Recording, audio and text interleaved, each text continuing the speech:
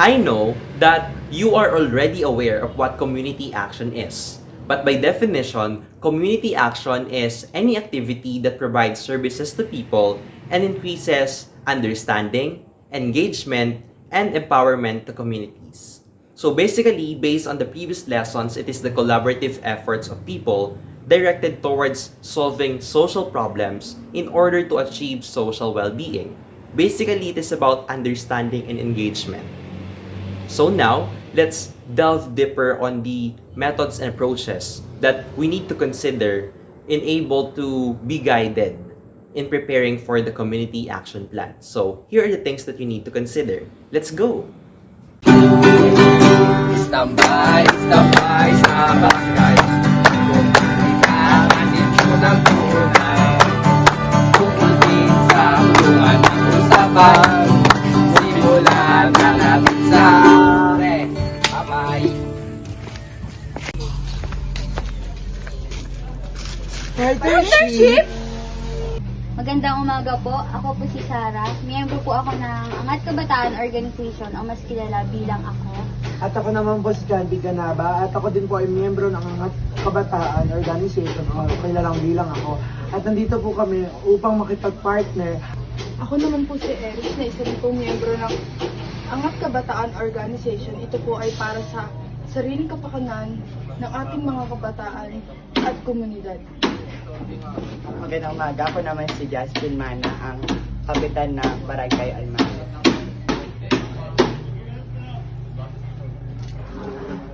Partnership building with the local groups allows members of the group to work together to address concerns and plan ways to meet the community's objectives. This, where the members of the group or the community will collaborate to know and be aware of the concerns and problems in the community. Here, they will also discuss and plan ways on how to reach the goal or achieve the objectives. Tambay, tambay sa barangay. Kailangan dito ng tulad. Tungkol din sa tulungan ng usapan. Isunod na Community profile? Ano po ba ang community profile natin ngayon? Kamusta pong mga kabataan sa ating barangay? Pwede po ba kami humingi ng mga impormasyon tungkol sa populasyon? Community profile presents an overview of relevant information about a certain community. So after knowing the concern, either by survey or interview, the community profile, which contains all the data collected that describes the situation of the community, it will now be presented. tambay, tambay sa barangay. Kailangan dito ng tulad. Tungkol din sa tulungan ng usapan. Isunod na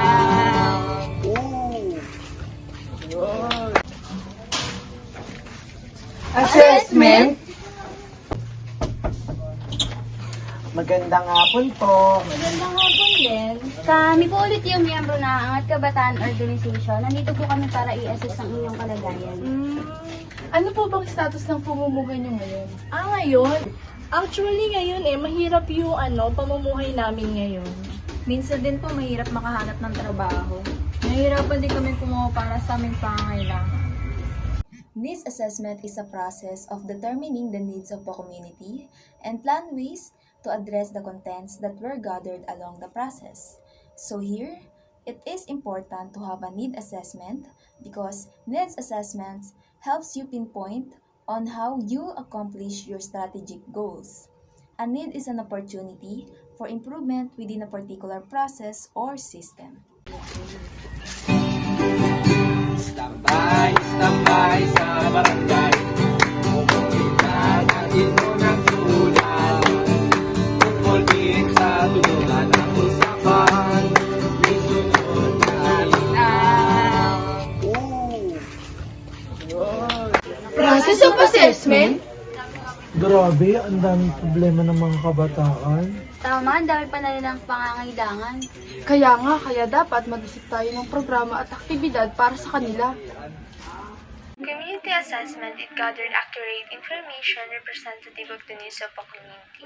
It identifies the strengths and resources available in the community to meet the needs of children, youth, and families. Assessments are performed prior to taking action and are used to determine current situation and identify issues for action, establishing the essential foundation for vital planning. That's why community assessment is important to the community. Tambay sa barangay.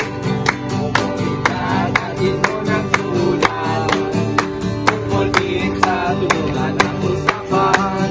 May sunod na linaw. Community leadership at community action. Magandang araw po. Ay, good morning. Ako po si Kapitan Justin Mana, ang kapitan po ng Barangay Almario. At kasama ko po ang Angat Kabataan Organization.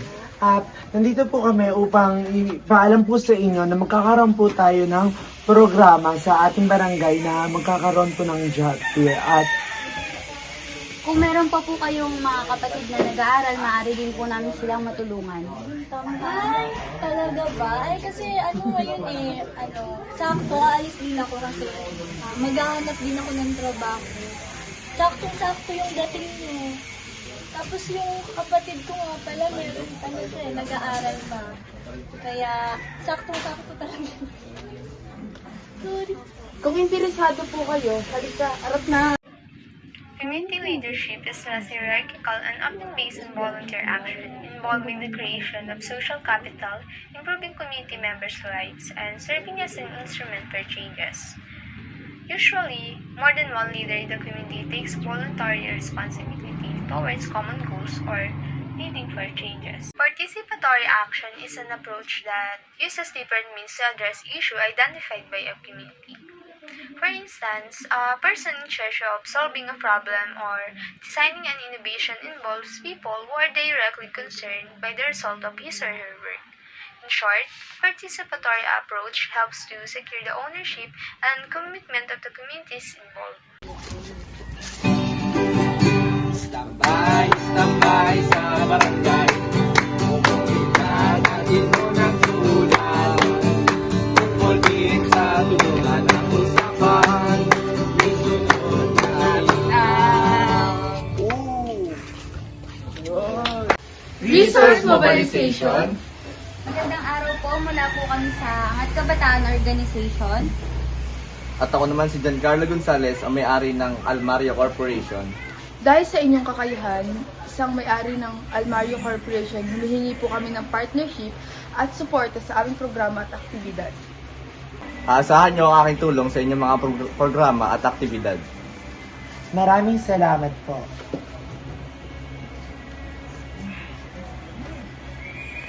The next thing you need to consider is resource mobilization.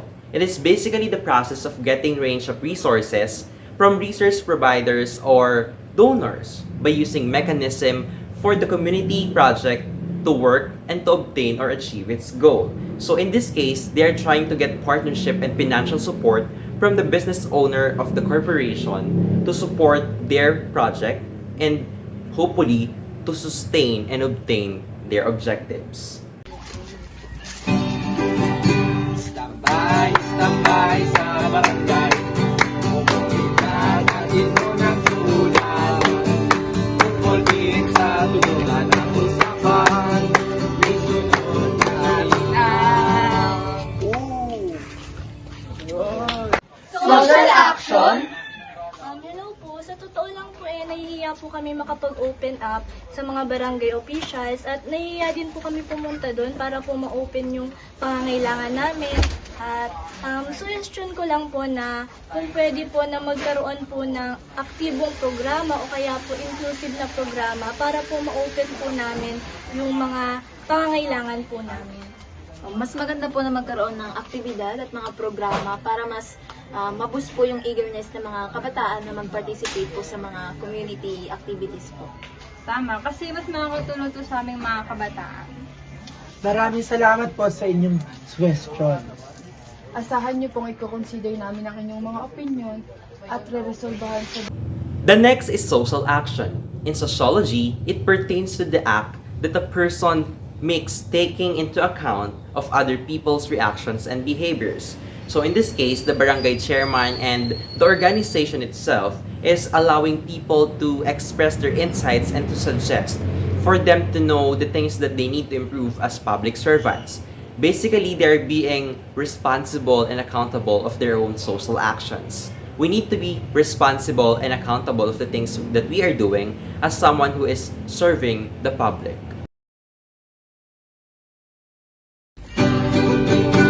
Tambay sa barangay, komunidad natin unang-una.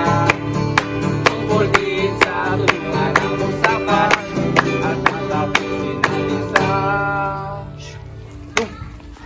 Social Action Evaluation. Kamusta naman po ang kalagayan niyo matapos ang aming programa at aktibidad? Lubos talaga kami nagpapasalamat kasi nga ngayon meron na kaming maayos na trabaho. Kamusta naman po yung kapatid yung nag-aaral? Maayos na po, nakapag-aral na po ako ng leader. Ako rin po, meron na pong trabaho at nagpapasalamat po dahil may nakukuha na po kami ng aming pangangailangan. Ang mabuti naman at sa tulong ng pamahalaan at Angat Kabataan Organization ay nagkaroon na ng maayos na trabaho at pag-aaral ng ating mga kabataan. Lastly and most importantly is the social action evaluation. It is conducted to be aware of some points that are needed to be considered when conducting a community action. So at this point, the barangay chairman and the organization are getting feedbacks and suggestions from the people who receive services. So they both need commendation and suggestion. Commendation is for them to measure the success and satisfaction of their objectives, while suggestion will help them to know what are the things that they need to improve and develop in their future plans and programs.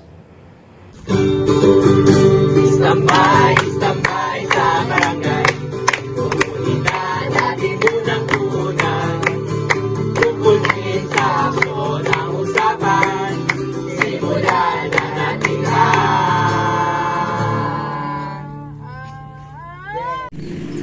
Community Action Plan. A community action plan is the means to make community dreams a reality and attain community goals.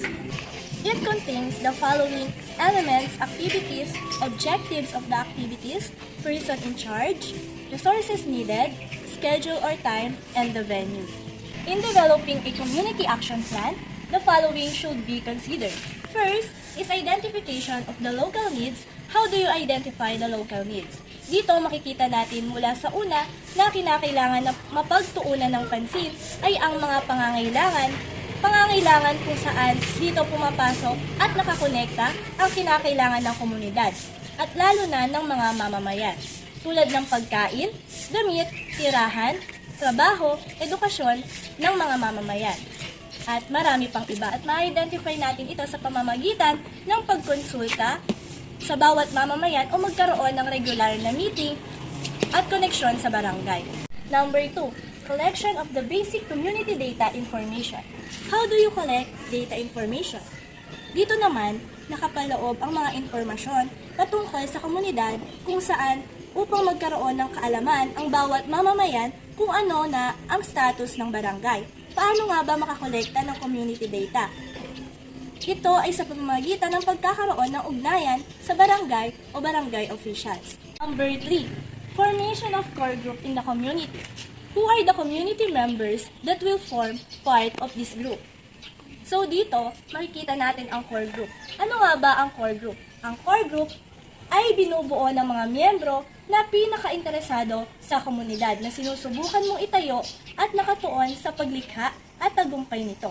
Ang core group ay pinakamaliit na membership group, ngunit ito ang pinakapuso ng community. Formulation of objectives. How do you formulate the objectives taking the community perspectives into consideration? Are your objectives realistic? We make people know how important it is to take part in the initiative since they are part of the community and they are the ones who take advantage of the community. Deciding on strategy. What strategy will you apply to attain your objectives? How are you going to mobilize the people? These strategies used to attain the objectives are first to encourage people to be part of the community action because they are a big help for improving the community and showing them the benefits of it. Preparation of the plan. First is we make a project plan and write a concept paper that includes what is the project so that people will know what to do. Second, we explain the importance of the project to the people, then encourage them to take part so that our project will be successful. Third is determine the budget for the equipment and other things that will be used for the project. And lastly, observe the project every day to know if the project is going well like it is planned. Planning is a crucial process that reflects the possibilities of the outcome of an action. Be reminded of the methods and approaches that must be considered additionally. Ang pagtulong sa kapwa ay walang bayad, ngunit ito ay may sukli. Standby,